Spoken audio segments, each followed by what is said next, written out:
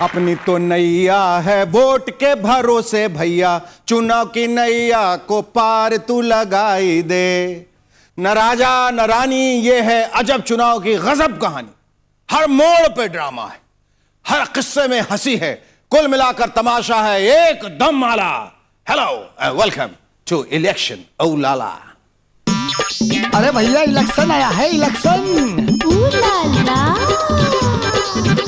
अरे इलेक्शन के भैया इलेक्शन, इलेक्शन के भैया इलेक्शन। कभी आप कभी हाथ हाथ सब मिलके बोलो नमो नमो। इलेक्शन के भैया इलेक्शन, यहाँ कुछ भी हो सकता है इलेक्शन। अरे इलेक्शन के भैया इलेक्शन, इलेक्शन के भैया इलेक्शन। यह चुनाव वाकई अजब है और इस अजब चुनाव से जुड़ी कई गजब कहानियां हर दिन सामने आ रही। कौन आगे है, कौन पीछे है, कौन हार रहा है, कौन जीत रहा है, यह सब करते हैं कुछ देर के लिए किनारे और देखते हैं आज कुछ ऐसी कहानियां जिन पर किसी को भरोसा ना हो। पहली कहानी शुरू करने से पहले आज की बड़ी खबर। कई बड़े नेताओं के बाद प्रियंका गांधी ने भी नरेंद्र मोदी के 56 इंच के सीने पर सवाल उठाया।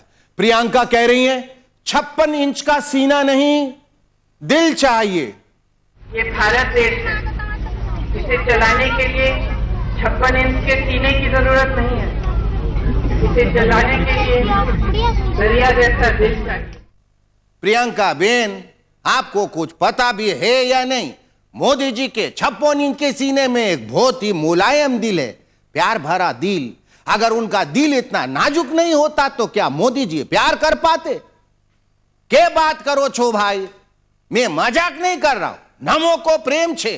मैं कहीं कभी न बन जाऊं तेरे प्यार में है कविता।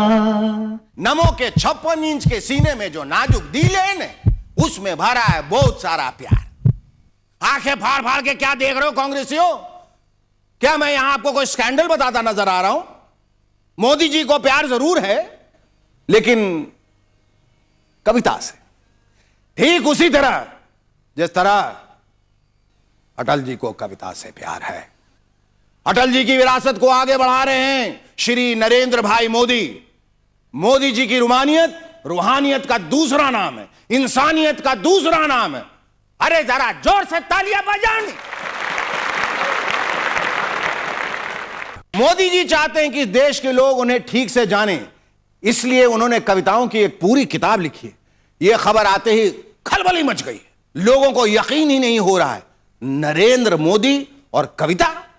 मैं कहीं कभी न बन जाऊं तेरे प्यार में है कविता। मोदी जी कविता लिख सकते हैं तो फिर मनमोहन जी भी किसी को जोर जोर से डांट सकते हैं। हाँ चचा ठीक कह रहे हैं, फिर तो नितिन गडकरी जी भी 100 मीटर की रेस के ओलंपिक चैंपियन बन सकते हैं। फिर तो बेनी प्रसाद वर्मा भी गाली दिए बिना मृदुभाषी होके पूरा वाक्य बोल सकते हैं। हट, ये झूठों का र्यूमर है, कोनो फैला दिया ऐसे ही, बिलीव मत कीजिएगा। खामोश, ये कोई अफवाह नहीं है। मोदी जी के पोएम्स का कलेक्शन तैयार है, गुजराती में लिखी गई है 67 कविताएं। 67 कविताएं?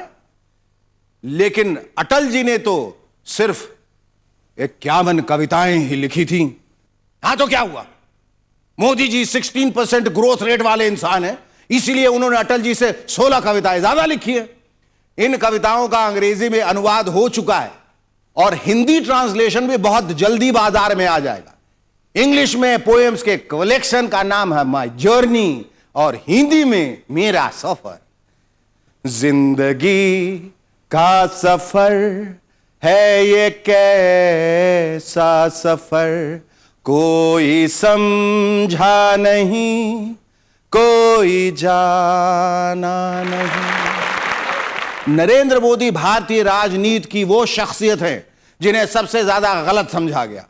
मोम से भी ज्यादा मुलायम और शीशे से भी नाजुक दिल वाले हैं मोदी जी। इतना संवेदनशील राजनेता भारत में न हुआ है न होगा। क्यों मोदी जी, बरोबर बोला ना मैंने? कोई कमी तो नहीं रह गई। मोदी जी खुश हो गए, अब तो मुझे पाकिस्तान नहीं जाना पड़ेगा। जरा अपने सर गिरिराज को बोल दीजिएगा, नहीं तो शो के बाद सीधा मुझे पाकिस्तान भेज देंगे। नहीं, बिल्कुल नहीं। जाको राखे मोदी, मार सके ना कोई, बाल न बाका कर सके तो गड़िया VHP लाख बैरी होए। प्रेम और मानवीय संवेदनाओं से ओतप्रोत नरेंद्र मोदी की 67 कविताएं फिलहाल मेरे पास नहीं, लेकिन मोदी जी की शख्सियत की मुलायमियत को ध्यान में रखते हुए मैंने जावेद अख्तर साहब की एक नज्म चुनी है, जो मैं मोदी जी के स्टाइल में पढ़ने वाला हूं। मैं और मेरी तन्हाई अक्सर ये बातें करते हैं। क्या बातें करते हैं? कि तुम होती तो ऐसा होता, तुम होती तो वैसा होता, तुम ये कहती, तुम वो कहती, तुम इस बात पे हैरान होती, किस बात पे हैरान होती? हां, तुम इस बात पे हैरान होती कि मोदी ने गुजरात को मॉडल स्टेट कैसे बना दिया, और दिल्ली में बैठे ये मां बेटा क्या गुल खिला रहे हैं। मैं और मेरी तन्हाई अक्सर ये बातें करते हैं। तुम होती तो कैसा होता, तुम होती तो वैसा होता।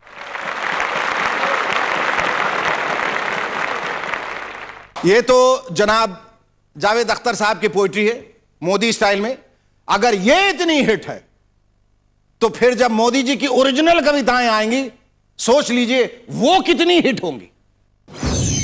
मोदी जी भारतीय राजनीति के ऑल इन वन हीरो हैं। अरविंद केजरीवाल पॉलिटिक्स के अमोल पालेकर हैं, यानी आम आदमी। राहुल गांधी कंफ्यूज्ड हैं, कभी एंग्री यंग मैन बनना चाहते हैं तो कभी क्रिश। लेकिन नरेंद्र मोदी एक ऐसे हीरो हैं जो अपने आप में कंप्लीट पैकेज है, जिसके पास दमदार डायलॉग भी है, शायरी भी है, और सबसे बढ़कर है एक्शन।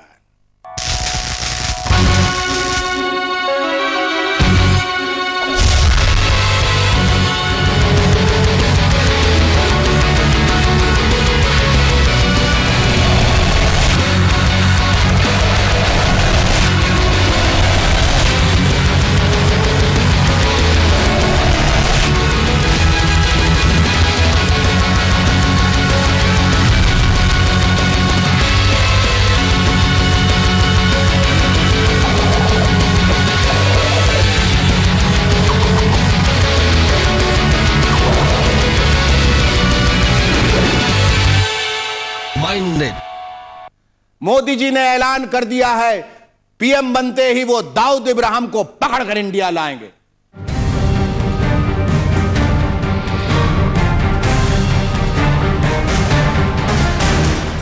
तुम दाऊद को नहीं मारोगे, दाऊद मुझको चाहिए, वो भी जिंदा। शोले में कुछ इसी तरह का डायलॉग ठाकुर का था, लेकिन अपनी फिल्म में मोदी साहब ठाकुर होने के साथ साथ जय और वीरू भी हैं। ड्यूटी असाइन भी करेंगे और पूरी भी करेंगे। कांग्रेस वाले चकरा रहे हैं, जो काम इतने सालों में नहीं हुआ वो मोदी जी एक झटके में कैसे करेंगे। How do you get a person who is being given shelter by the Pakistan government? Does Mr. Modi have an answer? Congress कह रही है, आप क्या समझते हैं दाऊद कोई बकरी का बच्चा है जो कोई जाएगा उसे पकड़ के ले आएगा। मोदी साहब कह रहे, जानता हूं, लेकिन मेरा नाम नमो ऐसे नहीं है। All the best Modi ji, Dawood को पकड़ के लाइए, रोमांटिक कविताएं छपवाइए, आपके हर एक्शन का देश को इंतजार है।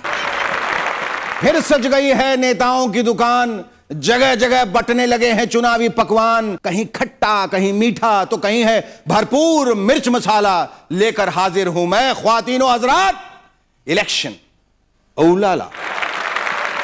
चुनाव यानी टैक्स फ्री मनोरंजन। कश्मीर से कन्याकुमारी तक हर जगह मनोरंजन ही मनोरंजन है। जनता आंखें गड़ाए चुनावी तमाशा देख रही है।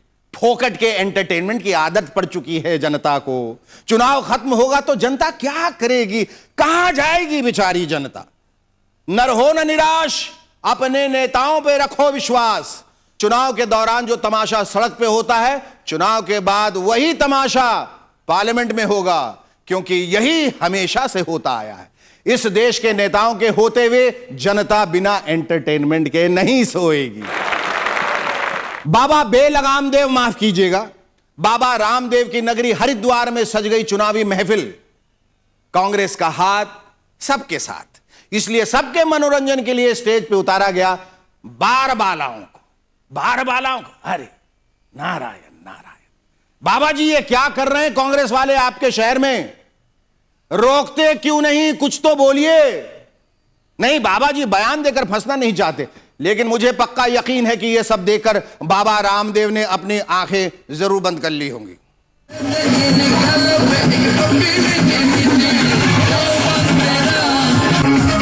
कांग्रेस को भीड़ जुटाने के लिए, कवायद करने के लिए बारबालाओं को नचाना पड़ रहा है। ये इस बात का सबूत है, प्रमाण है कि जमीन उनके हाथ से निकल चुकी है। कांग्रेस के स्टेज पर बार डांसर्स को उतारे जाने से नाराज बीजेपी ने शिकायत दर्ज कर दी है।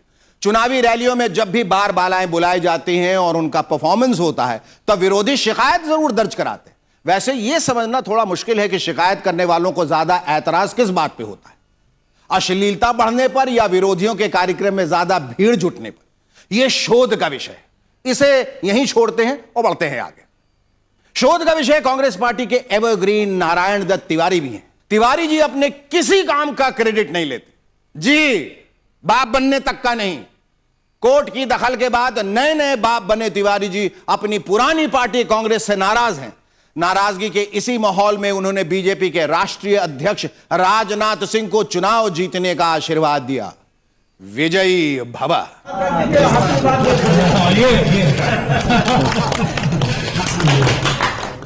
नारायण दत्त तिवारी के विचारों का सम्मान इस देश के बहुत से नेता करते हैं, लेकिन मारे डर के उनसे कोई मिलता ही नहीं। इमेज का सवाल है ना। अब मैं आगे क्या बोलूं, लेकिन राजनाथ सिंह वाकई दिलेर इंसान है। टोपी लगाने और मुस्लिम धर्मगुरुओं से मिलने के बाद राजनाथ सिंह ने एक और दिलेरी भरा काम किया। तिवारी जी के घर जाकर फिल्मी सितारों से सजी राजनाथ सिंह और नरेंद्र मोदी की पार्टी बीजेपी ने चुनावी मौसम में एक फिल्म रिलीज की, लेकिन इस फिल्म में पार्टी का कोई स्टार नहीं, ना विनोद खन्ना, ना शत्रुघ्न सिन्हा और ना ही हेमा मालिनी। इस फिल्म के सोलो हीरो हैं कांग्रेस के दामाद, और फिल्म का नाम भी है दामाद श्री।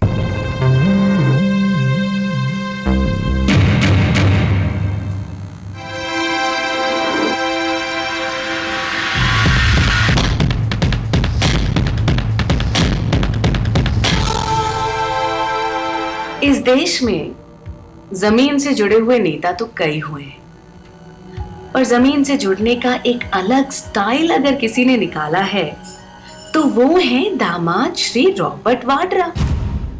पार्टी के दामाद रॉबर्ट वाड्रा का अपमान होते देखकर कांग्रेसी नेता एक बार फिर दांत पीस रहे हैं। जिनकी अपनी पार्टी में दामाद होते हैं वो दूसरों के दामाद पे कीचड़ नहीं उछाला करते। याद करो रंजन भट्टाचार्य को। कांग्रेस पार्टी अपने दामाद के अपमान का बदला जरूर लेगी और हम इसका अपडेट आपको जरूर देंगे।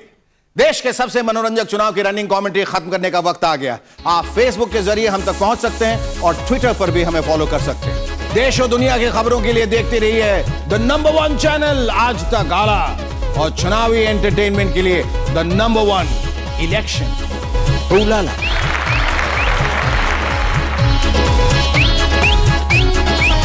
इलेक्शन उलाला।